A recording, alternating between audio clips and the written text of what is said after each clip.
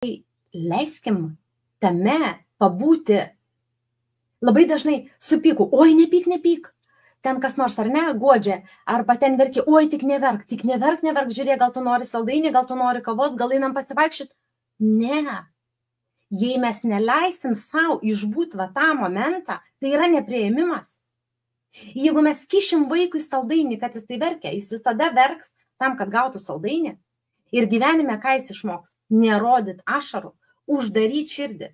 Uždaryta širdis, neatskleistas pilnumoji talentas. Jei man liūdna, reiškia, šiai dienai, bet tuo momentu, aš esu toj vibracijai. Ar aš stengiuosi pralinksminti save? Ne. Aš leidžiu savo pabūti. Aš priimu save. Suprantat? Jeigu man noris verkti, aš leidžiu savo verkti. Aš neverkiu kitiem, aš nesiskundžiu.